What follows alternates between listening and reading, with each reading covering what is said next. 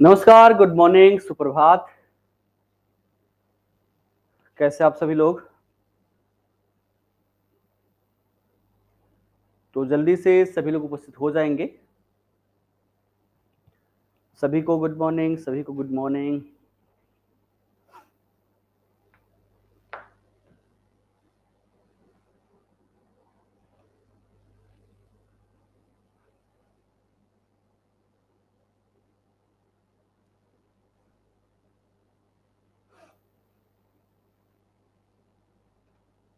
Class हुई है YouTube पर। देखिए, नोटिफिकेशन बहुत सारे लोगों को जाता है, बहुत सारे लोगों को नहीं जाता है। इसलिए आपका कर्तव्य बनता है कि आप सभी सुबह 7 बजे उठकर एक बार यूट्यूब अवश्य ही चेक करें क्लास हुई है। और वो क्लास जो है रेगुलर मंडे टू सैटरडे चल ही रही है। तो सबको उपस्थित होना है, यूट्यूब पर क्लास हुई है। ठीक है। हाँ, शंभू जी दिखे थे, है ना। बहुत सारे लोग दिखते हैं और ये जान के बड़ा अच्छा लगता है। ठीक, चलिए तो स्टार्ट करें। और आज आप सबकी अंतिम कक्षा है करंट अफेयर की। और आज पूरा बिहार राज्य विशेष में समेट दूंगा इस 1 घंटे की कक्षा में। अब बोले थे नहीं आएंगे, लेकिन आ गए। ठीक है। और घर पर हैं तो क्लास तो होगी ही होगी। अगर घर पर है तो किसी भी मामले में कभी भी छुट्टी नहीं होनी है। ठीक। अच्छा, मंत्रिमंडल अभी आप लोगों का नहीं हुआ? इतने आप लोग धन्य क्यों हैं, इतने महान क्यों हैं? मैंने पूरी वेबसाइट तक बताई थी कौन से वेबसाइट पर जाना है और वहां से नोट्स बना लेने हैं। उसके बावजूद भी आप लोग बोलेंगे कि उसका पीडीएफ दे दीजिए, तो फिर कैसे काम चलेगा?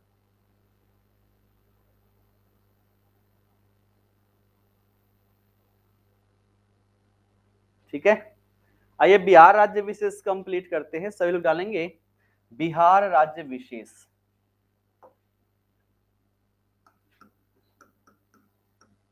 बिहार राज्य विशेष करेंट अफेयर्स। ठीक है। आपको लिखने की इच्छा हो, अगर फास्ट लिख सकते हो तो फास्ट लिख लीजिएगा। और अगर नहीं लिखना चाहते हो तो इसका पीडीएफ मैं तुरंत उपलब्ध करवा दूंगा। लेकिन पीडीएफ से आप सभी को 3-4 बार 5 बार इसको पढ़ना होगा, वो आपका कर्तव्य बन जाएगा। ठीक है ना। तो फास्ट अगर लिख सके तो नोट्स बनाइएगा, नहीं लिख सके तो कोई दिक्कत नहीं है। पीडीएफ फॉर्मेट में, चूंकि कम समय में ज्यादा चीजें पढ़नी है, तो पहले ही मैं यहाँ पर टाइप करके आया हुआ हूं, ताकि जो भी चीजें हम फास्ट तरीके से यहाँ पर पढ़ सके। ठीक है।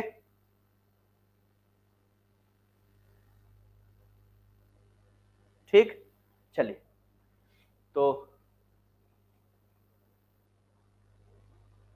इसमें करंट नहीं था। चलिए तो यहाँ पर देखिएगा, पूरा बिहार राज्य विशेष में मंथ वाइज करके लेकर आया हूँ, जनवरी से लेकर जून तक। क्या क्या महत्वपूर्ण घटनाक्रम है सभी को दिख रहा है ना? एक बार सभी लोग बताएंगे, सबको दिख रहा है ना? क्लियरिटी है सबको? एक बार सभी लोग बता दे, फिर प्रारंभ करते हैं।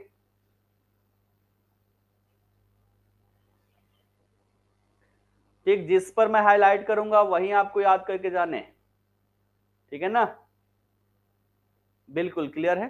चलिए तो प्रारंभ करते हैं। सबसे पहले देखिएगा कि यहां पर एक पुरस्कार है जिसे कहा जाता है साहित्य अकादमी बाल पुरस्कार।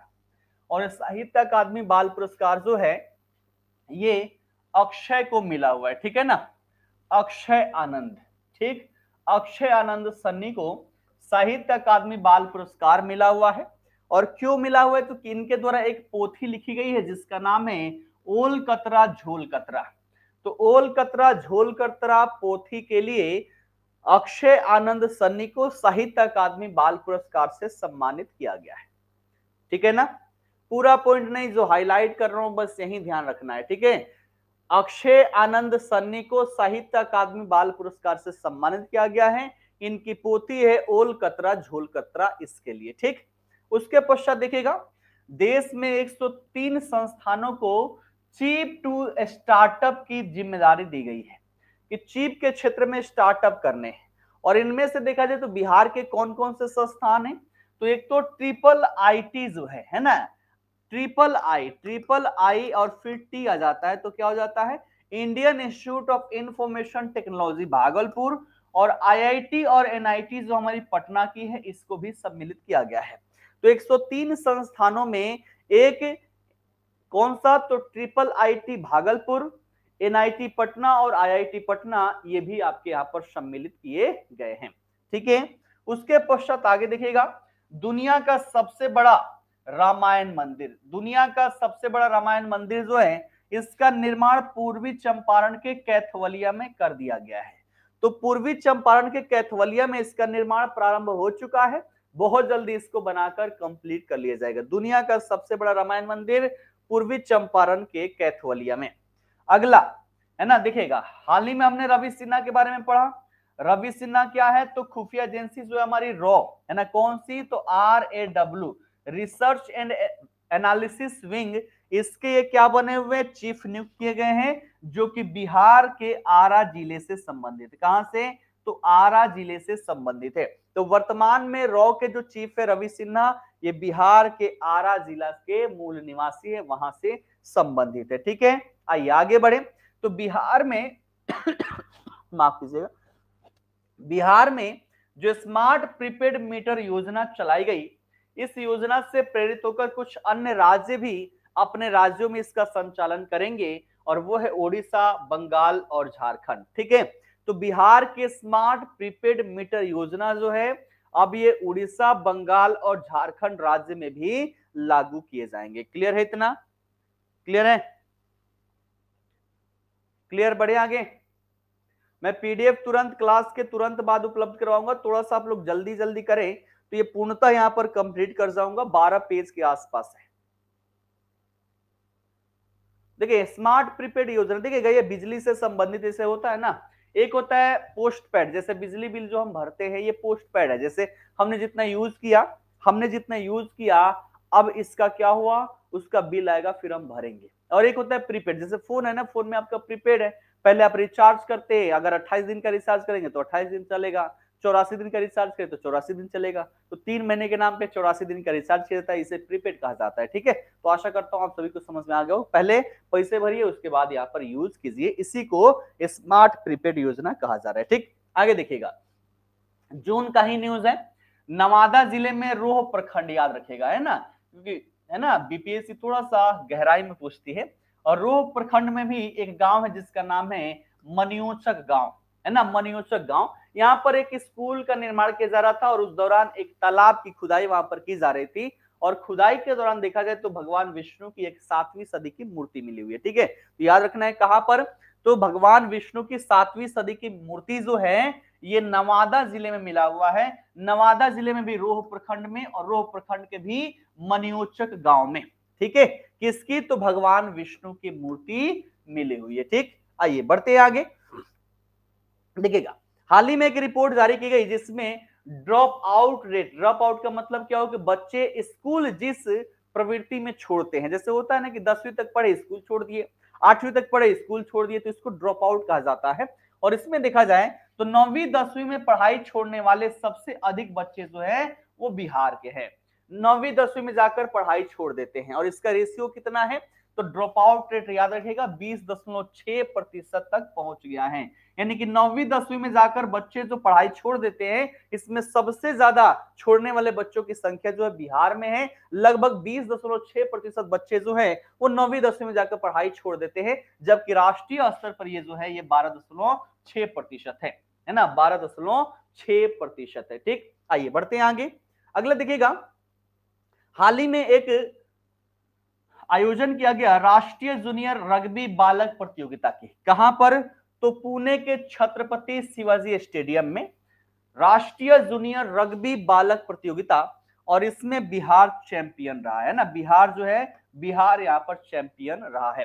तो रग्बी बालक जूनियर प्रतियोगिता जो रही उसमें बिहार विजयी रहा है। ठीक, आगे देखिएगा, अगला देखिएगा कि बिहार राजस्व एवं भूमि सुधार विभाग आईआईटी रुड़की की मदद से एक पोर्टल तैयार कर रहा है, और इस पोर्टल से प्रॉफिट क्या होगा कि जमीन की जितनी भी कागजात है ना, जितनी भी डेटा है, वो सारी डेटा आप सभी इस पोर्टल के माध्यम से डाउनलोड कर पाएंगे, जानकारी प्राप्त कर पाएंगे। तो ऐसे पोर्टल किसकी सहायता से बनाया जा रहा है? तो ये आईआईटी रुड़की की सहायता से बनाया जा रहा है। जितने भी जमीन से संबंधित जितने भी दस्तावेज होंगे वो सभी आसानी से यहाँ पर प्राप्त कर लिए जा सकेंगे। इसके लिए हमें रजिस्ट्री ऑफिस में जाने की आवश्यकता नहीं पड़ेगी। ठीक है, तो आईआईटी रुड़की की मदद से ये पोर्टल यहाँ पर बनाया जा रहा है। अगला देखिएगा, लखीसराय जिले का चानन थाना के अंतर्गत क्यूल नदी के रामपुर बालू घाट पर जब बालू खनन किया जा रहा था, तो इस खनन के दौरान 2000 साल पुरानी साल भंजिका की दुर्लभ प्रतिमा प्राप्त हुई। एक मूर्ति मिली हुई जिसे साल भंजिका कहा जा रहा है, और ये कहां पर? तो लखीसराय जिले में मिला हुआ है, और लखीसराय जिले में भी चानन थाना के अंतर्गत क्यूल नदी के रामपुर बालू घाट पर। तो बस जिला याद रखना है, लखीसराय जिला। कहां से? तो लखीसराय जिला से 2000 साल पुरानी यहाँ पर एक प्रतिमा मिली हुई है, मूर्ति मिली हुई है। ठीक है, डन। बढ़े आगे, बढ़े आगे। चलिए, हाँ देखिएगा, मैंने कहा था कि मंडे को नहीं ट्यूसडे को क्लास होगी, और इसी को ध्यान में रखते हुए कई सारे लोग यहाँ पर आए नहीं है। डेली अपने क्लास में संख्या जो है 300 प्लस में होती है, और आज 175 के आसपास है। ठीक है,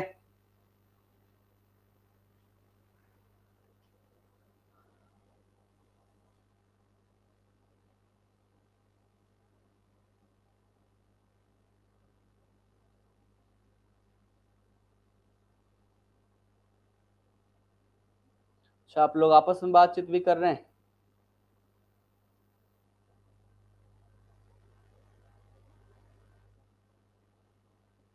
थोड़ी लेट से, लेट से मैं बोलता हूँ ना, लेट से आप सभी को उपस्थित नहीं होना है। आज बिहार राज्य विशेष करंट अफेयर पढ़ रहे, टॉपिक यही, हर पेज पर टॉपिक इसीलिए लिखा हुआ है कि कोई अगर लेट से भी आए उनको भी ये सारी चीजें समझ में आ जाए। चैट प्राइवेट है, फिर भी एक दूसरे के कैसे चैट आप लोग पढ़ पा रहे हैं, मुझे तो यही समझ में नहीं आ रहा है। यहाँ तक क्लियर है? आइए बढ़ते हैं आगे। जून में थोड़ा सा ज्यादा न्यूज रहा है, देखिएगा, केंद्र सरकार के द्वारा एक परिवार कल्याण मंत्रालय की रिपोर्ट प्रस्तुत की गई, और इसके तहत ये रिपोर्ट आई है कि बिहार में बुजुर्गों की सबसे ज्यादा हिस्सेदारी यहाँ पर है ना, नहीं सबसे कम। देखिएगा, रिपोर्ट क्या कह रही है कि बिहार में बुजुर्गों की हिस्सेदारी सबसे कम 7.7% है, जबकि केरल में सर्वाधिक 16.5% है ना। तो बुजुर्गों की हिस्सेदारी सबसे कम बिहार में, और सबसे ज्यादा देखे तो केरल राज्य में, याद रखिएगा। अगला, बिहार के नए गृह सचिव के रूप में के सेंथिल को नियुक्त किया गया है। तो के सेंथिल जो है ये बिहार के नए गृह सचिव नियुक्त किए गए हैं।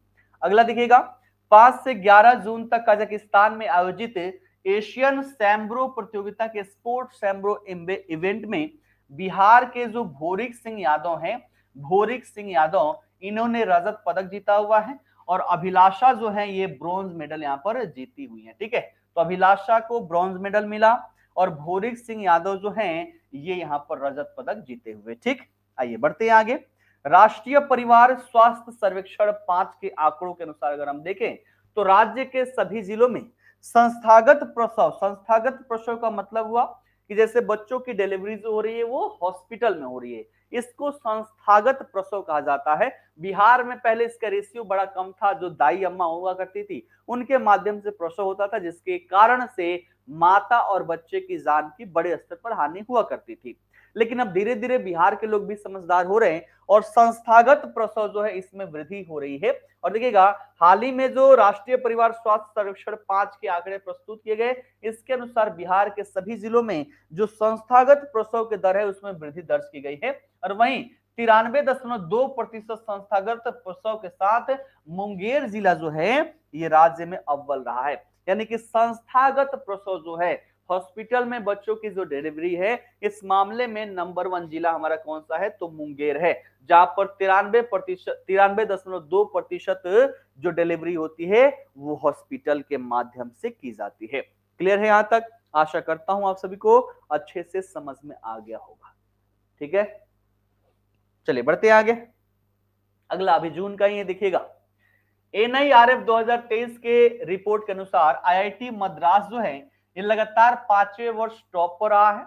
और वहीं अगर बिहार की बात करें तो बिहार के IIT पटना जो इसको 66वां स्थान मिला हुआ है। किसमें? तो NIRF 2023 के रिपोर्ट में। ठीक है, IIT मद्रास टॉप पर रहा है और IIT पटना जो इसको 66वां स्थान मिला हुआ है। आगे देखिएगा, अगर हम बात करें पर्यावरण संरक्षण रैंकिंग के मामले में तो तेलंगाना जो है ये शीर्ष स्थान पर है, अव्वल रहा है। राजस्थान जो है सबसे अंतिम स्थान पर है। वहीं बिहार की बात करें तो बिहार को 27वां स्थान मिला हुआ है। ठीक है, तो पर्यावरण संरक्षण रैंकिंग में बिहार को 27वां स्थान, तेलंगाना टॉप पर रहा है और बिहार जो है ये आपका 27वें पर है, राजस्थान आखिरी स्थान पर रहा है ना। अगला देखिएगा, बिहार में 2 नए सेंटर ऑफ एक्सीलेंस बनाया जाएगा, है ना, सेंटर ऑफ एक्सीलेंस बनाया जाएगा। एक बनाया जाएगा आपका गया में और दूसरा जो बनेगा वो वैशाली में। ठीक है, तो 2 सेंटर ऑफ एक्सीलेंस बनाया जाएगा, एक गया में बनाया जाएगा, दूसरा वैशाली में। वैशाली में जो बनेगा ये पान की खेती से संबंधित होगा और जो गया में बनाया गया होगा ये कम पानी से मोटे अनाज के लिए यहाँ पर होगा। तो 2 सेंटर ऑफ एक्सीलेंस, एक गया जिले में और दूसरा वैशाली में। ठीक है, गया में और वैशाली में, याद रखेंगे। वैशाली वाला पान की खेती से संबंधित होगा और गया वाला मोटे अनाज से संबंधित होगा। ठीक है, क्लियर? बड़े आगे चलिए, जून हो गया। अभी जून में और भी है, वाह कितने सारे हैं जून के न्यूज। आइए देखते हैं बिहार की, है ना। देखिएगा, अगर हम बात करें पेयजल की, ठीक है, पेयजल पीने वाली पानी, ठीक है, पीने वाली पानी की बात करें, पेयजल की बात कर लें, ठीक, तो ध्यान रखिएगा 2 तरीके होते हैं पीने वाले पानी के। एक होता है जो हम भूजल की मदद से पानी हम निकालते, जैसे होता है ना, चापल कल हमने लगा लिया, मोटर लगा लिया, जमीन में हमने बोरिंग किया और उसके माध्यम से पानी निकाल ले, उसको पी रहे। और दूसरा होता है तालाब में, नदियों में जो पानी है उसको हमने क्या किया, ट्रीटमेंट किया, उसको रिफाइंड किया और उसके बाद हम उसका सेवन कर रहे हैं। ये डेटा देखिएगा बड़ा खतरनाक है। बिहार की मात्र 0.26% आबादी ही पेयजल के रूप में रिफाइंड पानी का प्रयोग करती है। सतही जल कहा जाता है, जो सतह पर हो, जैसे हमारा पोखरा हो गया, तालाब हो गया, इन सब में जो जल है इसको हम रिफाइंड करते हैं और फिर पीते हैं। तो ये 1% भी रेशियो नहीं है। कितना है? तो 0.26% आबादी ही ऐसे पेयजल का शोधित सतही जल का इस्तेमाल करती है। बाकी जितने भी हैं यहाँ पर, है ना, 99.56% से भी ज्यादा लोग जो है वो भूजल पर निर्भर हैं, यानी कि वही जमीन का पानी सीधे निकालते और पीते हैं। और एक रिपोर्ट में मैंने पढ़ाया था आज से 1 साल 1.5 साल पहले कि जो बिहार के जल है ना, बिहार के जल में यूरेनियम की मात्रा बड़े स्तर पर देखने को मिल रही है ना, और वो जो है हमारे स्वास्थ्य पर गहरा प्रभाव डाल सकता है। और उसका सेवन, और आप सभी लोग देख पा रहे होंगे कि 99% से भी ज्यादा लोग जो हैं वही भूजल पर आश्रित है, सीधे वहां से जल निकालते हैं और उसका सेवन करते हैं। और साथ ही साथ ये भी कहा गया है कि अगर ऐसा ही भूजल का प्रयोग किया जाता रहा तो 2050 आते आते बिहार में जितने भी आदमी हैं, प्रति व्यक्ति भूजल की उपलब्धता जो है वो आधी रह जाएगी, मात्र आधी रह जाएगी। तो इसमें भी कमी देखने को मिल रहा है और इसको दूर करने के लिए सरकार अभी से लग गई है। प्रदेश के 17 जिलों में ये इंतजाम किया गया है कि जहां जहां तालाब डैम है ना, डैम बनाए गए, तालाब बनाए गए हैं, वहां पर हम पानी को क्या करेंगे, रिफाइंड करेंगे और उसको लोगों को सप्लाई के रूप में करेंगे। जैसे हाल ही में गंगाजल परियोजना हमने जो प्रारंभ की है, गंगाजल योजना है क्या, तो जब भी गंगा का जल जो होगा अधिक होगा, जैसे बरसात का मौसम आता है तो एक तो गंगा में जो जल आता है वो हिमालय से आता है ना, 12 नदियां हैं और बरसात का मौसम आता है तो इसमें पानी की मात्रा बहुत बढ़ जाती है। इसको हम क्या करेंगे, स्टोर करेंगे, रिफाइंड करेंगे और गंगा के किनारे जितने भी जिले हैं उन सभी जिलों में पीने के लिए इसका सप्लाई करेंगे। तो गंगाजल योजना इसके तहत यहाँ पर शुरुआत की गई है। ठीक है, गयाजी डैम भी हमारा है जो फेमस है यहाँ पर, तो इन सबका यहाँ पर प्रयोग किया जाएगा। आशा करता हूं सबको अच्छे से समझ में आ गया होगा। नहीं, इतना पेयजल बिहार में नहीं है, इतने लोग जो है, जैसे हो गया ना कि यहाँ पर तालाब हो गया, तालाब से इसको हमने क्या किया, इस पानी को रिफाइन किया और रिफाइन करके फिर हमने इसको पीने के रूप में प्रयोग किया। ठीक है, पीने के रूप में प्रयोग किया। और दूसरा जमीन है, जमीन में हमने बोरिंग की, बोरिंग करके चापाकल लगाया, मोटर लगाया और इसको हमने पीने के रूप में प्रयोग किया। तो इसकी संख्या जो मात्र 2-6% है, और बाकी के जो है ये जमीन में से जो पानी निकाल रहे इसका यहाँ पर प्रयोग कर रहे हैं। ठीक है, क्लियर। हाँ, नल जल योजना में बर्बाद देखिएगा, बिहार के आदमी तो भी तो वैरायटी है। नल जल योजना मूल रूप से पीने के लिए लगाया गया, लेकिन बिहार के इतने वैरायटी लोग हैं कि उसमें पाइप लगा के खेतों में सिंचाई करते हैं, कहां से काम चलेगा? काम चलेगा? नहीं चलेगा ना। तो सरकार कितना भी कुछ कर ले, अगर जनता उसमें योगदान ना दे तो फिर वो सक्षम नहीं है कि वो योजना कभी भी सफल हो पाएगा।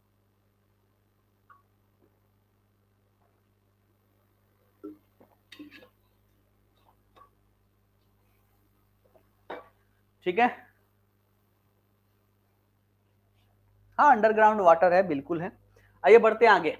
अब मई में चले, मई में क्या क्या न्यूज रही है तो देखिएगा, हमारी जो मुख्यमंत्री बालिका साइकिल योजना जो है ना, ये इतना फेमस हो गया है कि यूएन यानी कि यूनाइटेड नेशन के द्वारा इसको अपनाया गया है। क्यों? तो देखिएगा, पहले देखिएगा बच्चियों का स्कूल में जाने का रेशियो जो था वो बड़ा ही कम था, है ना।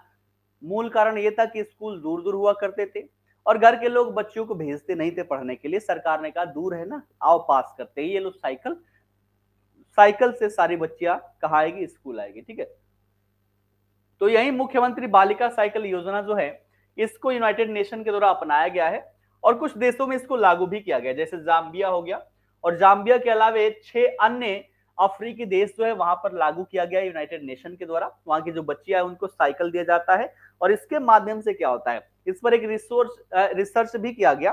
जैसे होता है ना कि सरकार अगर कोई भी काम करे तो विपक्ष के दल जो है इसकी बड़ी निंदा करते हैं कि साइकिल से क्या हो जाएगा। इस पर एक रिसर्च किया गया और रिसर्च में पाया गया कि इस योजना से जो ड्रॉप आउट की संख्या है उसमें 40% की कमी आई है ना। साइकिल जो है देखिएगा, इसका एक मूल कारण ये है कि गांव के लोग सोचते हैं ना, गांव में तो ऐसे ही गरीबी है, तो बच्ची को भेजेंगे अगर स्कूल तो साइकिल मिल जाएगी, है ना। तो साइकिल मिल गई, फिर एक तो स्कूल में जाने का मूल कारण यह है कि परिवार वाले खुद भेजते कि जाओ साइकिल मिलेगा। इसके साथ साथ देखा जाए पोशाक यहाँ पर दे दिया जाता है, पुस्तकें दे दी जाती है और साथ ही साथ खाने का भोजन भी मिल जाता है। तो ये सभी रीजन रहे जिस कारण से ड्रॉप आउट की संख्या में क्या हुई है, कमी आई है। तो केवल ये जो साइकिल योजना है, मुख्यमंत्री बालिका साइकिल योजना, इसकी वजह से 40% तक ड्रॉप आउट की कमी आई है और इसको यूनाइटेड नेशन के द्वारा अपनाया गया है, याद रखिएगा। अगला देखिएगा, नेशनल वाटर अवार्ड्स 2022 की बात कर ले तो इसमें सर्वोत्तम राज्य की श्रेणी में बिहार को आंध्र प्रदेश के साथ तीसरा स्थान मिला हुआ है। ठीक है, तो नेशनल वाटर अवार्ड 2022 में बिहार जो है आंध्र प्रदेश के साथ तीसरे नंबर पर है, जबकि मध्य प्रदेश को प्रथम और उड़ीसा को द्वितीय स्थान मिला हुआ है।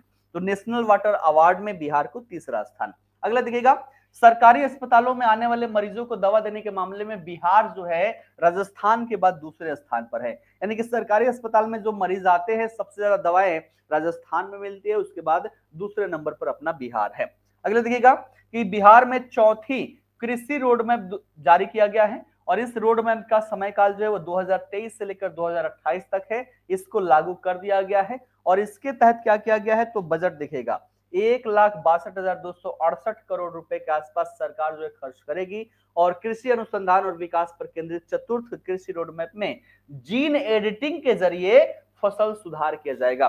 तो फसल सुधार के लिए यहाँ पर जीन एडिटिंग किया जाएगा। जीन तो पता है ना सभी लोग, है ना, जीन सबको पता है कि नहीं पता है, एक बार सभी लोग बताएंगे।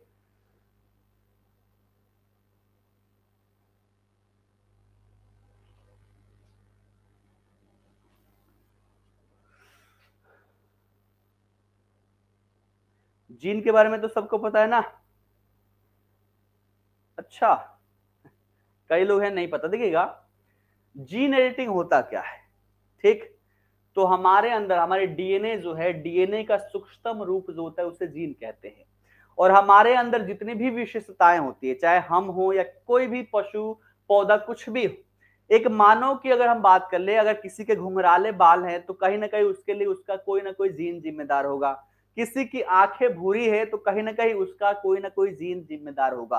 यानी कि मानव में जितनी भी विशेषताएं हैं सबके लिए कोई ना कोई जीन जिम्मेदार होता है। ठीक है, और उसी जीन में एडिटिंग करके हम कुछ नया बना लेते हैं। तो मान लीजिए कोई पौधा है, पहले देखिएगा जो हाइब्रिड प्रकार के जितने भी फसल है वो है क्या, जीन एडिटिंग है। जीएम क्रॉप अपने नाम सुना होगा, है ना, जीएम क्रॉप। ये जीएम क्रॉप क्या है तो जीएम का मतलब क्या हो गया, जेनेटिकली मॉडिफाइड, यानी कि इसके जीन में हमने परिवर्तन किया है। जैसे देखिएगा, आज से आप 20-30 साल पहले चले तो जो धान हुआ करती थी ना उस समय, उनके फसल इतने बड़े होते थे कि आदमी उसमें खो जाए, और उसमें जो बीज लगता था जिसमें जो आपका अनाज आता है वो बड़े छोटे छोटे होते थे। लेकिन हमने क्या किया, इसमें जीन एडिटिंग कर दिया, जो उसके फसल के लिए जिम्मेदार जीन था उसको हमने चेंज कर दिया। गले में थोड़ी सी प्रॉब्लम आ गई, जैसे ही आवाज तेज हो रही है ना।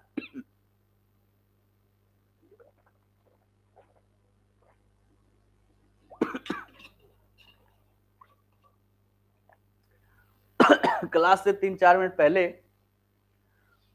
मैंने ओट्स खा लिया, और ओट्स का जो फाइबर है वो चिपक गया है गले में, समय नहीं मिला, क्लास से स्टार्ट कर दिया और वैसे चिपका कि खांसी ला रहा है। ठीक है। ठीक, तो देखिएगा जीएम क्रॉप समझ में आ गया, यानी कि जो पहले धान के पौधे थे जिन जो बहुत बड़े होते थे, तो उनके हाइट के लिए भी एक जीन जिम्मेदार था, उस जीन को हमने चेंज कर दिया और छोटे पौधे वाले जीन को हमने डाल दिया।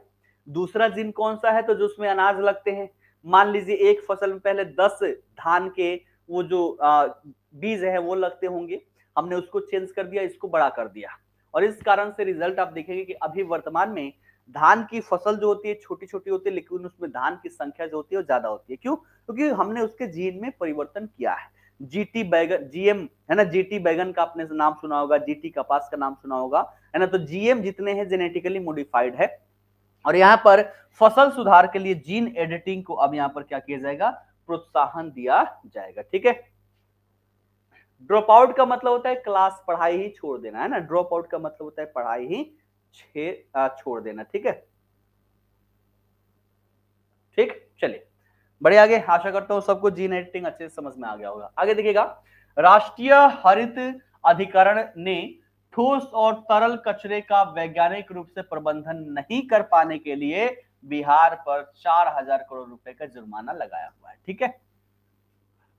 तो ठोस एवं तरल कचरा जो होता है, एक होता है ना साफ सफाई रखना, हमारे ऊपर है, बिहार सरकार इसमें नाकाम रही है ना। बिहार सरकार जो इसमें नाकाम रही है, ठोस और तरल एक होता है, जैसे देखिएगा एक हरा डिब्बा, एक नीला डिब्बा होता है, एक सूखे के लिए होता है, गीले के लिए होता है, और कचरे निस्तारण में तो बिहार लुल्ल है, और इस कारण से 4,000 करोड़ रुपए का जुर्माना यहाँ पर लगाया गया है। अगला, पटना हाईकोर्ट ने बिहार राज्य में चल रहा जो जाति आधारित जनगणना थी इस पर रोक लगा दी थी, आप सबको पता ही है। अगला, गया जिले के अतरी थाने के तपोवन में काले पत्थर के विष्णु, गणेश आदि की जो प्रतिमा प्राप्त हुई है, ये कुषाण काल से संबंधित है ना, कुषाण काल, है ना, कुषाण काल से संबंधित। तो हाल ही में गया जिले के अतरी थाने के अंतर्गत जो तपोवन क्षेत्र है, यहाँ से काले पत्थर की विष्णु की, गणेश की मूर्तियां जो प्राप्त हुई है, ये कुषाण काल से संबंधित है, याद रखिएगा। ठीक है, बढ़े आगे, आइए आगे बढ़ते हैं। अब अप्रैल में आते हैं, अप्रैल में क्या क्या रहा, तो बेगूसराय की जो निर्जला रही है ना, बेगूसराय की निर्जला, इनको राष्ट्रीय अंडर 17 कुश्ती में रजत पदक मिला हुआ है। तो बेगूसराय के है निर्जला, राष्ट्रीय अंडर 17 कुश्ती में ये रजत पदक, सिल्वर मेडल जीती हुई हैं। दरभंगा के चंद्रशेखर जो है ना, चंद्रशेखर को startup innovation in IT sector में बेस्ट अवार्ड मिला हुआ है। तो दरभंगा के चंद्रशेखर को स्टार्टअप इनोवेशन में आईटी सेक्टर में बेस्ट अवार्ड मिला हुआ है। साथ ही साथ बिहार में गरुड़ों की संख्या देखें तो गरुड़ों की संख्या 720 हो चुकी है, जो कि देश में सबसे ज्यादा है ना। तो गरुड़ों की संख्या के मामले में देखें तो बिहार में इनकी जनसंख्या सबसे ज्यादा है, 720 है। आगे देखिएगा, दुर्लभ प्रजाति की जो सोनकंठी गौरैया है, ये बिहार के मुंगेर में जो भीम बांध है वहां मिली हुई है, ये भी याद रखेगा। तो सोनकंठी गौरैया बिहार के मुंगेर के भीम बांध से संबंधित है। आगे देखिएगा, अगर मनरेगा की बात कर ले, मनरेगा आप सभी को पता ही होगा, पहले इसका नाम नरेगा था, बाद में इसको मनरेगा कर दिया गया। और मनरेगा की बात करें तो ग्रामीण क्षेत्रों में लोगों तक धन की प्रवाह में इसकी महत्वपूर्ण योगदान यहाँ पर रही है, गरीबी दूर करने में महत्वपूर्ण योगदान इसका रहा है। और मनरेगा में वर्ष 2022-23 में सबसे खराब प्रदर्शन जो रहा है वो खगड़िया का रहा है, और सबसे बेहतर प्रदर्शन जो रहा है वो जमुई का रहा है, ध्यान रखिएगा। ठीक है। आगे देखिए, बिहार में छोटी नदियों को जोड़ने की पहली योजना, जिसे बागमती बेलवाधार बूढ़ी गंडक लिंक योजना कहा जा रहा है, इसके पहले चरण का काम इस साल पूरा हो जाएगा। ठीक है, तो छोटी नदी, नदी जोड़ो परियोजना आप सभी को पता ही है, एक कोसी मेची नदी है, आप सबको पता है, पढ़ लीजिएगा इसके बारे में। और छोटी नदियों में देखा जाए तो बागमती, बेलवाधार, बूढ़ी गंडक लिंक योजना है, और इसके पहले चरण का काम जो है वो इस साल पूरा कर लिया जाएगा। ये नदी जोड़ो परियोजना है क्यों? क्योंकि आप सभी को पता है कि बिहार में आपदा के बहुत सारे स्वरूप है। इसमें से एक देखा जाए तो उत्तर बिहार की नदी जो है बाढ़ से ग्रस्त रहती है, और दक्षिण बिहार की नदियां जो है उसमें पानी ही नहीं होता है, वो क्षेत्र पूरा सूखा रहता है। और इस कारण से अगर हम नदियों को जोड़ दें, है ना, वैसे क्षेत्र जहां पर बाढ़ आती है वहां से नदियों को जोड़ दे वैसे क्षेत्रों की ओर जहां पर सूखा रहता है, तो इससे क्या होगा, बाढ़ वाले क्षेत्र में बाढ़ की कमी भी होगी, और सूखे वाले क्षेत्र में देखा जाए तो पानी की अधिकता भी हो जाएगी, है ना। और इस उद्देश्य से हम यहाँ पर नदी जोड़ो परियोजना प्रारंभ कर चुके हैं। आगे देखिएगा अप्रैल में आगे क्या है, बिहार आकस्मिक निधि, है ना। आकस्मिक निधि क्या होता है, तो आप सभी को पता ही है कि जो हमारा यहाँ पर विभिन्न प्रकार के, जैसे होता है ना गुल्लक समझिएगा, एक या मम्मी को पैसे जो आते हैं घर में मम्मी के पास जाता है, तो एक होता है जो रेगुलर खर्चे के लिए हो, और एक होता है इमरजेंसी के लिए। तो बिहार में जो ये इमरजेंसी फंड है, आकस्मिक निधि है, इसको बढ़ाकर 10,000 करोड़ रुपए कर दिया गया। पहले ये मात्र 350 करोड़ रुपए था, अब इसको बढ़ाकर 10,000 करोड़ रुपए कर दिया गया। तो ये आप याद करें ना करें कोई दिक्कत नहीं है ना। ये बीपीएससी के लिए थोड़ा सा ज्यादा बेहतर है, सिविल सर्विस के लिए आपके एग्जाम में नहीं पूछ जाएंगे। आगे देखिएगा, केंद्र सरकार की ओर से जल जीवन सर्वेक्षण 2023 के तहत जनवरी के लिए जारी राष्ट्रव्यापी रैंकिंग में समस्तीपुर जिला जो है इसको देश भर में पहला स्थान मिला हुआ है। तो जल जीवन सर्वेक्षण 2023 में देखा जाए तो पहले स्थान पर कौन है, तो बिहार का समस्तीपुर जिला है, याद रखिएगा। मुंगेर की बात करें तो मुंगेर में देश का दूसरा वानिकी कॉलेज बनाया गया है ना। और पहले की बात करें तो तेलंगाना सरकार के द्वारा पारित अधिनियम के माध्यम से तेलंगाना में भारत का पहला और विश्व का तीसरा वानिकी यानी कि वन विश्वविद्यालय तेलंगाना में स्थापित किया गया। तो पहला तेलंगाना में और दूसरा जो है ये अपने मुंगेर में स्थापित किया गया। ठीक है, याद रखिएगा। आगे देखिएगा, पूर्वी चंपारण और रक्सौल से काठमांडू के बीच ट्रेन चलेगी, याद करें ना करें ये आपके लिए उतना इंपॉर्टेंट नहीं है, ये याद रखिएगा। मुंगेर में, है ना, भारत का दूसरा वानिकी कॉलेज जो है ये बिहार के मुंगेर में स्थापित किया जा रहा है। अब बात करें मार्च की, मार्च में देखिए क्या है, तो 10 प्रमुख राज्यों में बिहार में सबसे कम 80 पुलिसकर्मी है, यानी कि 1 लाख लोगों के ऊपर मात्र 80 पुलिसकर्मी। अब समझिएगा, अगर 1 लाख लोगों को नियंत्रित करना हो संभव है, 1 लाख लोगों को 80 लोग कभी नियंत्रित कर पाएंगे, संभव यहाँ पर नहीं है। तो अगर हम बात कर लें बिहार में पुलिसकर्मियों की संख्या की, तो 1 लाख लोगों पर मात्र 80 पुलिसकर्मी हैं, जबकि पंजाब में 237 है। वही महिलाओं की हिस्सेदारी अगर बात करें पुलिसिंग में तो थोड़ा सा पॉजिटिव है। अन्य राज्यों से देखा जाए तो पुलिसिंग व्यवस्था में महिलाओं की संख्या बिहार में ज्यादा है, याद रखेगा, और मध्य प्रदेश में सबसे कम है। तो पुलिस की संख्या मात्र 80 है 1 लाख लोगों पर। आगे देखेगा, बिहार की गंगाजल आपूर्ति योजना और गया में फल्गु नदी पर बने गयाजी डैम को राष्ट्रीय पुरस्कार सीबीआईपी अवार्ड 2022 दिया गया है। सीबीआईपी का मतलब हो गया central board of irrigation and power, है ना। और इस अवार्ड में देखा जाए तो किसको किसको, तो गंगाजल आपूर्ति योजना, है ना, और दूसरा गयाजी डैम, इन दोनों को दिया गया सीबीआईपी अवार्ड 2022। ठीक है, अगला देखिएगा, 50 साल से ज्यादा लंबित मामलों में बिहार का देश में दूसरा स्थान है। ये वन लाइनर फॉर्मेट में ही आपसे पूछे जाते हैं क्वेश्चन। ठीक है, तो 50 साल से ज्यादा के लंबित केस भी हैं, और कई सारे तो ऐसे भी केस है ना कि व्यक्ति की मृत्यु हो गई और मृत्यु होने के 7 साल बाद बुलावा आया है, कहां से, कोर्ट से, कि आओ भैया हम तुम्हारी अब सुनवाई करेंगे, पता चला कि 12 साल पहले ही वो निपट चुके हैं। तो ऐसी ऐसी चीजें हैं। और अगर लंबित मामलों की बात कर ले, 50 साल से ज्यादा लंबित मामलों में, तो बिहार का दूसरा स्थान यहाँ पर रहा है। आगे देखिएगा, केंद्रीय मौसम विज्ञान केंद्र पूर्णिया में, है ना, पूर्णिया में क्या कर रही है, तो 15 करोड़ की लागत से अत्याधुनिक डॉपलर रडार यहाँ पर लगाई जा रही है। ठीक है, तो डॉपलर रडार की स्थापना कहाँ की जा रही है, पूर्णिया में। कौन कर रहा है, तो केंद्रीय मौसम विज्ञान केंद्र कर रहा है। ठीक है, आशा करता हूं यहां तक सबको अच्छे समझ में आगे होगी। आगे देखिएगा, बिहार राज्य खेल प्राधिकरण के सहयोग से साइकिलिंग एसोसिएशन ऑफ बिहार की ओर से आयोजित खेलो इंडिया महिला रोड साइकिलिंग लीग में बिहार ओवरऑल चैंपियन यहाँ पर बना हुआ है। ठीक है, तो याद रखेगा बिहार यहाँ पर चैंपियन बना हुआ है। ठीक, और उसके पश्चात हमने पढ़ा है के विनोद चंद्रन जो है है ना, कृष्णन विनोद चंद्रन, ये पटना के उच्च न्यायालय के नए मुख्य न्यायाधीश बनाए गए हैं। ठीक है, तो ये मार्च के जितने महत्वपूर्ण करंट अफेयर है, ये सारी चीजें आप सभी को अच्छे से समझ में आ गई।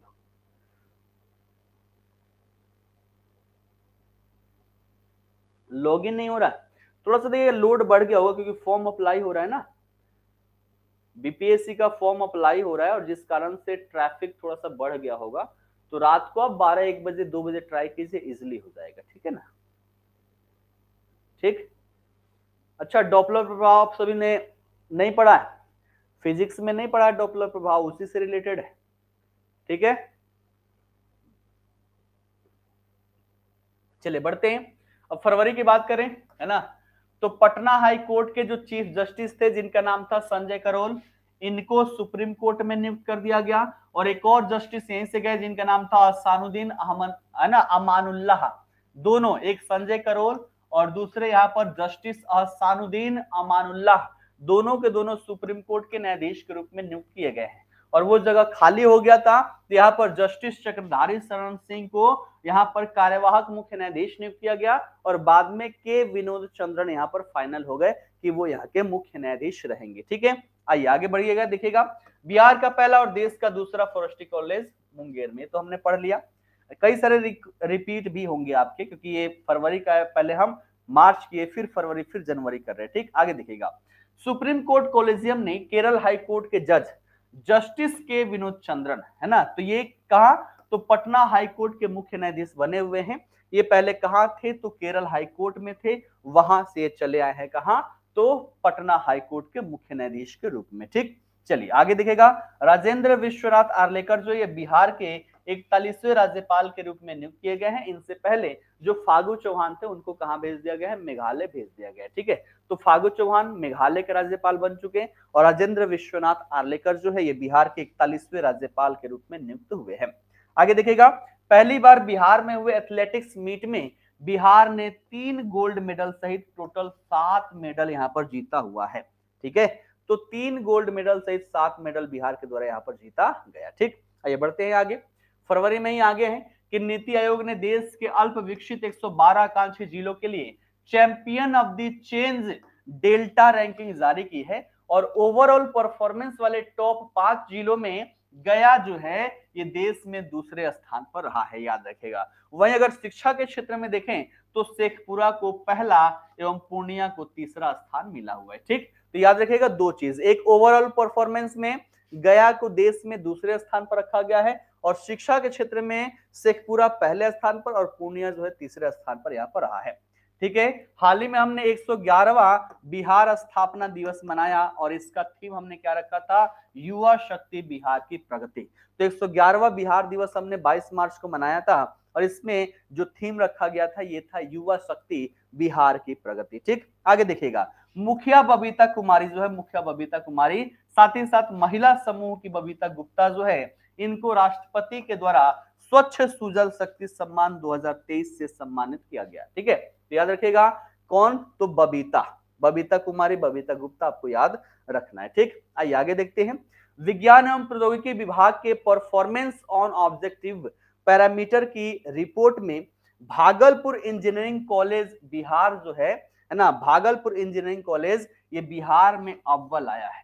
वहीं एनआईटी पटना को 18वां स्थान मिला हुआ है। तो समझिएगा एनआईटी पटना से बेहतर क्या है, भागलपुर इंजीनियरिंग कॉलेज है। आप समझ लीजिएगा, कहां देखा जाए तो बिहार में अव्वल स्थान है और वहीं एनआईटी पटना जो है उसको 18वां स्थान यहाँ पर मिला हुआ है। ठीक, बड़े आगे देखिएगा, ये बजट की बात है तो वित्तीय वर्ष 2023-24 के लिए 2,61,885 करोड़ का बिहार बजट पेश किया गया। बिहार की आर्थिक वृद्धि दर जो रही कितनी, तो 10.98% रही। ये सारी चीजें हमने आर्थिक सर्वेक्षण में पढ़ ही लिया है, बजट में पढ़ ही लिया है। ठीक है, आगे देखिएगा, अब अंतिम महीने की बात करते हैं, जनवरी महीने की, यहाँ पर क्या क्या है देखिएगा। देश में बेरोजगारी दर की बात करें दिसंबर 2022 में तो ये बढ़कर 8.3% हो गई और वही इसकी अपेक्षा अगर हम बिहार की बात करें तो बिहार में बेरोजगारी दर 19.1% रही थी। तो जो राष्ट्रीय स्तर है उससे कहीं ज्यादा बिहार में बेरोजगारी दर देखने को मिला है। ठीक है, चलिए आगे, चुनाव आयोग के द्वारा मैथिली ठाकुर को बिहार का स्टेट आइकन बनाया गया है और भारतीय स्तर पर कौन है, भारतीय स्तर पर है ना, कालीन भैया, क्या नाम है उनका, सभी लोग फटाफट कमेंट करके बताएं। तो बिहार में देखा जाए तो चुनाव आयोग के द्वारा मैथिली ठाकुर को स्टेट आइकन बनाया गया है और पंकज त्रिपाठी को भारतीय स्तर पर बनाया गया है। ठीक है, आगे देखिएगा, बिहार में प्रदूषण की वजह जानने के लिए आईआईटी कानपुर यहाँ पर रिसर्च करने वाला है कि बिहार में आखिरकार प्रदूषण बढ़ क्यों रहा है। तो इसका रिसर्च कौन करेगा, आईआईटी कानपुर। आगे देखिए, राष्ट्रीय परिवार स्वास्थ्य सर्वेक्षण 5 के अनुसार बिहार में 63% महिलाएं और 69% बच्चे जो है ये कुपोषित है। कुपोषित का मतलब क्या, कि भोजन तो करते हैं लेकिन पोषण उच्च स्तर पर नहीं मिल पाता। और ये 10-15% की नहीं, कितना दिखेगा, 63% महिलाएं और 69% बच्चे जो है कुपोषित हैं। और ये कम आंकड़े नहीं है, 50% से ज्यादा यहाँ पर कुपोषण की समस्याएं देखने को मिल रही है। तो ये हमारे लिए खतरनाक डेटा, याद रखिएगा। ठीक है, तो 63% महिलाएं और 69% बच्चे जो यहाँ पर कुपोषित हैं। साइंटिफिक इनोवेशन में बिहार को देश में 5वां स्थान मिला हुआ है, ये भी याद रखेगा। पटना के फतुहा में मल्टी मॉडल लॉजिस्टिक पार्क जो है उसको बनाया जाएगा। और पीके शाही जो है बिहार के नए महाधिवक्ता नियुक्त किए गए हैं ना। तो पीके शाही जो है बिहार के नए महाधिवक्ता के रूप में नियुक्त किए गए हैं। ठीक है, चलिए आइए बढ़ते हैं आगे। आगे देखिएगा, आगे क्या है कि बांका में 3 दिवसीय मंदार महोत्सव मनाया गया। तो मंदार महोत्सव कहां से संबंधित है, बांका जिले से। ठीक है, बांका जिले से संबंधित है हमारा मंदार महोत्सव। अगला, वाल्मीकि प्रोजेक्ट टाइगर के वन क्षेत्र में बाघों की संख्या कितनी हो गई है, तो 50 हो गई। और पूरा देखा जाए पूरे भारतीय स्तर पर तो 3167, कितने, 3167, याद है ना डेटा, 3167। हाल ही में मोदी जी के द्वारा बाघ गणना रिपोर्ट 2022 प्रस्तुत किया गया, जिसमें बाघों की टोटल संख्या 3167 है। और बिहार में देखा जाए तो एक ही तो है हमारा वाल्मीकि टाइगर रिजर्व, और यहाँ पर बाघों की संख्या 50 से अधिक हो चुकी है। ठीक है, क्लियर। बिहार में जाति आधारित जनगणना के अनुसार 3.5 करोड़ परिवार है, जो 2011 में एक है ना 1.6 करोड़ यानी कि 1,61,00,000 पहले परिवार थे 2011 की जनगणना के अनुसार। अब यहाँ पर देखा जाए तो 3.5 करोड़ यानी कि डबल से भी ज्यादा, कितना, तो डबल से भी ज्यादा हो गई है। ठीक है, तो देखिएगा,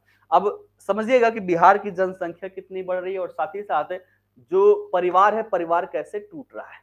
तो 2011 में देखा जाए तो 1,61,00,000 परिवार थे, और हाल ही में जो जातीय आधारित सर्वेक्षण का पहला रिपोर्ट जो यहाँ पर देखा जाए तो कंप्लीट किया गया, उसके आधार पर 3.5 करोड़ परिवार है। डबल, 16 दूना 32 से भी ज्यादा है ना ये चीज। और साथ ही साथ याद रखिएगा, बिहार के आनंद कुमार, सुभद्रा देवी और कपिल देव प्रसाद को पद्मश्री से सम्मानित किया गया है, पद्मश्री से सम्मानित किया गया। ठीक है, ठीक, चलिए बढ़ते हैं आगे। अगला, भारतीय किसानों को प्रति परिवार औसत मासिक आय 10,218 रुपए है। ठीक है, यानी कि भारत में जो कृषक है, कृषकों की प्रति परिवार यानी कि पूरे परिवार की औसत आय कितना है, 10,218 रुपए है। ठीक, देश में मेघालय जो है, मेघालय के कृषक, इनके पारिवारिक आय जो है ये सबसे ज्यादा है, 29,000 रुपए वार्षिक। ठीक है, नहीं मासिक है, 29,000 रुपए मासिक। झारखंड के किसान जो हैं इनकी सबसे कम आय, तो सबसे ज्यादा अगर हम बात करें किसानों की पारिवारिक मासिक आय, तो पूरे भारतीय स्तर पर एक किसान का परिवार 10,218 रुपए महीने में कमाता है एवरेज। सबसे ज्यादा मेघालय के किसान कमाते हैं 29,000 रुपए प्रति माह। सबसे कम झारखंड के किसान के परिवार कमाते हैं मात्र 4,895 रुपए। अब बात कर ले बिहार की, तो बिहार के किसान जो है इनके मासिक आय जो है, मासिक आय के मामले में 28वें स्थान पर है। और बिहार के प्रत्येक परिवार की किसान है ना, किसान के परिवार की हर महीने की औसतन आय जो ये 7,542 रुपए है।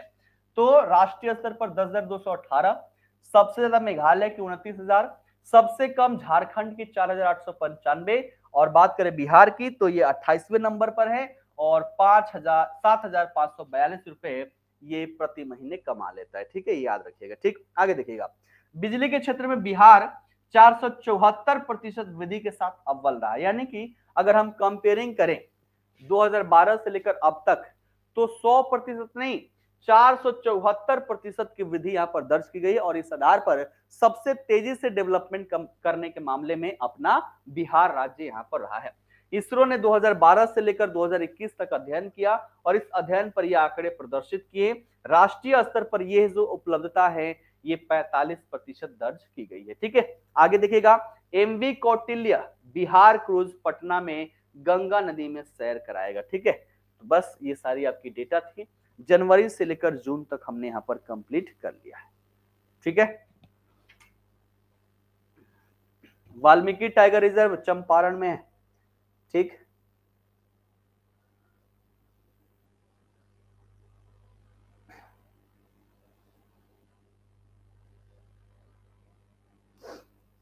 क्लियर, बिल्कुल बिल्कुल पीडीएफ दे रहा हूं, आप लोग टेंशन मत लीजिए। लिखा हुआ नहीं, बिना लिखा हुआ दे रहा हूं आप सभी को। ठीक है ना, बिना लिखा हुआ। लिखा हुआ चाहिए या बिना लिखा हुआ चाहिए, एक बार सभी लोग कमेंट करके बताएं। लिखा हुआ चाहिए या बिना लिखा हुआ चाहिए?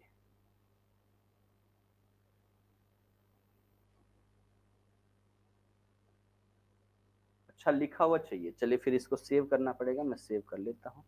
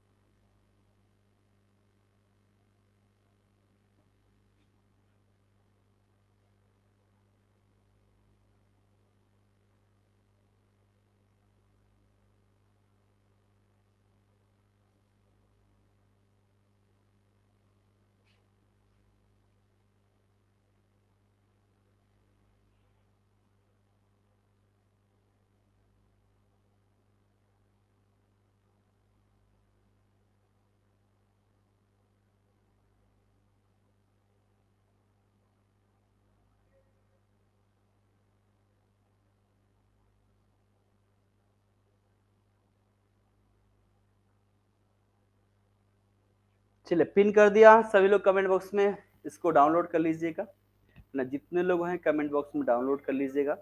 और आज अपनी अंतिम कक्षा थी, इसके पश्चात अब सीधे यूट्यूब पर मिलेंगे एक सप्ताह पहले विभिन्न प्रकार के मैराथन सेशन के साथ। आप सबके जितने भी मैंने यहाँ पर करवाए हैं वो मैक्सिमम चीजें आप सबके रिकॉल करवा दूंगा एमसीक्यूज के माध्यम से, तो सभी लोग वहां पर अवश्य उपस्थित होंगे, है ना। इस कक्षा में देखा जाए तो आज हमारा अंतिम दिन है और आज आप सबसे विदाई लेने का समय है। तो विदाई लेने से पहले आप सभी के उज्जवल भविष्य की मैं कामना करता हूं। आप सभी लोग अच्छे से पढ़ें, बेहतर तरीके से पढ़ें, मैक्सिमम चीजों को आप रिविजन करें। और अब कुछ भी नया आप सभी लोग नहीं पढ़ेंगे क्योंकि नया पढ़ने का समय यहाँ पर रहा नहीं है। जो भी चीजें आपने पढ़ा है उसी चीज को ज्यादा से ज्यादा रिकॉल कीजिए। जितना आपने पढ़ा है सब लोग ज्यादा से ज्यादा उसको रिकॉल करें। नया पढ़ने का अब समय नहीं, क्योंकि देखा जाए तो अब 1 महीने बचे हुए हैं और 1 महीने में पुरानी चीजें जितना ज्यादा आप लोग रिवीजन करेंगे ना, एक बार, दो बार, तीन बार, उतना ही ज्यादा यहाँ पर प्रॉफिट होगा। और मैक्सिमम चीजें तो आप लोगों ने पढ़ा ही होगा क्योंकि सभी लोग यहाँ पर टीटी क्वालिफाइड हो, सभी लोग अच्छे से पढ़े होंगे तभी यहाँ पर क्वालिफाइड हुए होंगे। तो सब कुछ आपने पढ़ा ही है, बस मैक्सिमम चीजें यहाँ पर रिवीजन करना है। करंट अफेयर इतना करके जितना मैंने करवाया है मैक्सिमम हो जाएगा आपका, है ना। मैक्सिमम चीजें आपको यहाँ से देखने को मिलेगी। बाकी अगर दो चार चीजें अगर नई दिखती है तो वो आपके मैराथन सेशन में यूट्यूब पर मैं करवाऊंगा, है ना। अब देखिएगा आप कितना चीज सब कुछ हम ही पढ़ाएं। ठीक है, तो जाते जाते आप सभी लोग फीडबैक अवश्य ही दीजिएगा, सब लोग फीडबैक अवश्य ही दीजिएगा। करंट अफेयर की सेशन आप सभी को कैसा लगा सभी लोग एक बार यहीं पर अवश्य ही बताएं, है ना। और साथ ही साथ जब भी आप फीडबैक दीजिएगा वहां पर अपने भावनाएं अवश्य लिखिएगा, है ना। जो भी भावनाएं हो, अच्छी भावनाएं हो मेरे प्रति तो अच्छा लिखना है, बुरी भावनाएं हो तो बुरी लिखनी है। सबकी रिपोर्ट अब मेरे पास भी आता है ना कि कौन क्या लिख रहा है, तो वो सारी चीजें हम देखेंगे यहाँ पर। आप सभी लोग अवश्य ही कमेंट कीजिएगा क्योंकि आपके इस फीडबैक के आधार पर ही हमारी प्रोग्रेस होती है। तो जितना बेहतर फीडबैक होगा उतनी बेहतर प्रोग्रेस होगी, है ना। और जितना बेकार फीडबैक होगा उतनी ही बेकार प्रोग्रेस यहाँ पर होगी। ठीक है, मैराथन का टाइम अभी डिसाइड तो नहीं होगा क्योंकि उस समय देखा जाए तो लगभग सारे सब्जेक्ट आपके मैराथन के माध्यम से वहां पर रिवीजन करवाए जाएंगे और टाइमिंग जो होगी तभी वहां पर निर्धारित की जाएगी। अभी नहीं बता सकते कि उसकी टाइमिंग क्या होगी। ठीक है,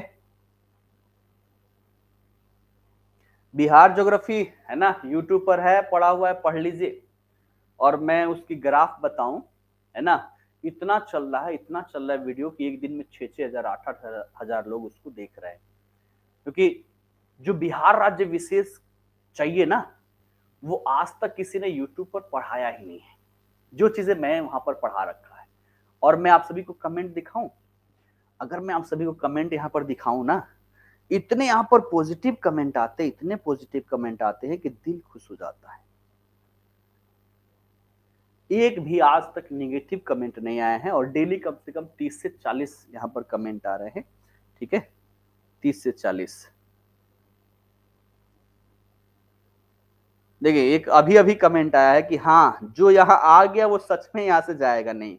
सर आप बहुत स्मार्ट है, थैंक यू सर, आपने बहुत ही अच्छा से पढ़ा, फिजिक्स का क्लास लिया है, थैंक यू। देखिएगा वहां पर सब कुछ मैंने ले रखा है ना। फिजिक्स का मैंने मैराथन करवा रखा है, बायोलॉजी का करवा रखा है ना। उसके बाद बिहार राज्य विशेष में ज्योग्राफी करवा रखा है। ठीक है, मॉडर्न हिस्ट्री ऑफ बिहार करवा रखा है, एंशिएंट हिस्ट्री ऑफ बिहार करवा रखा है, उससे रिवीजन कीजिए। मैक्सिमम चीजें आपकी वहां से लड़ेगी, बिहार से जो भी चीजें आपकी प्रश्न पूछी जाती है। तो ठीक है, बाकी कमेंट की तो इतनी लरिया है ना, कमेंट इतने आ गए हैं कि अगर इसको पढ़ना चाहे ना तो शायद इसको पढ़ ना पाए, इतने कमेंट आ रहे हैं। डेली 6,000-7,000 लोग इस वीडियो को देख रहे हैं, है ना। वीडियो क्रॉल कर गया है क्योंकि मैंने वो चीजें यहाँ पर दिया हुआ है, वो चीजें दिया हुआ है जो यूट्यूब पर, यूट्यूब के पेड बेस में भी कोई नहीं देता, है ना। कई लोगों के कमेंट आए हैं, है ना, कि हम दृष्टि में पढ़े हुए हैं, खान सर के यहाँ पढ़े हुए हैं, लेकिन ये जो डेटा है ना वो पेड बेस में भी नहीं दी हुई, इतना बेहतरीन तरीके से मैंने करवाया हुआ है। ठीक है, यूट्यूब पर सर्च करेंगे ना कुमार क्लासेस, आप सभी को मिल जाएगा। ठीक, कुमार आईएएस, है ना, पहले कुमार क्लासेस नाम था, चेंज कर दिया बाद में, कुमार आईएएस हो गया है। तो सब लोग सर्च करके उससे पढ़ लीजिए, उससे पढ़ लीजिए, बहुत ही ज्यादा प्रॉफिट आप सभी को मिलेगा। ठीक है, तो फिलहाल के लिए सेशन को यहीं पर समाप्त करते हैं। आप सभी को बेस्ट ऑफ लक, सभी अच्छे से पढ़ाई करें, और जो भी डाउट होता है ना, मुझसे अवश्य ही क्लियर कर लीजिएगा, क्योंकि मैं आप लोगों के सफलता तक आप सभी के साथ हूँ। केवल करेंट अफेयर ही नहीं, अपितु किसी भी सब्जेक्ट से रिलेटेड कोई डाउट आता है जो समझ में नहीं आता है, आप सब लोग कमेंट करके मुझसे पूछ सकते हैं। ठीक है, मैं हर एक कमेंट का जवाब अवश्य ही दूंगा। फिलहाल के लिए अगर कहीं पर नहीं कुछ सोर्स मिलता है तो सुबह 7 बजे वाली क्लास होती है ना डेली में, उसको एक बार कमेंट अवश्य ही देखता हूँ। तो कुछ अगर समझ में नहीं आता है तो सुबह 7 बजे वाली सेशन में जाकर आप लोग अपने क्वेश्चन को कमेंट कर दीजिएगा, या तो मैं वहां पर डिस्क्राइब कर दूंगा, नहीं तो 7 बजे वाली क्लास जो है ना वहां पर आके डिस्क्राइब कर दूंगा कि ये कमेंट आया हुआ था और इसके आधार पर इसका ये चीज उत्तर हो जाएगा। ठीक है, तो ऐसे चीजें जो भी आपको कुछ भी समझ में ना आता हो, किसी भी सब्जेक्ट का समझ में ना आता हो, आप वहां पर अवश्य कमेंट कीजिएगा, मैं उसका रिप्लाई अवश्य ही दूंगा। ठीक है, फिलहाल के लिए सेशन को यहीं पर समाप्त करते हैं, फिर मिलेंगे 3 बजे। फिलहाल के लिए आप सभी का बहुत बहुत धन्यवाद।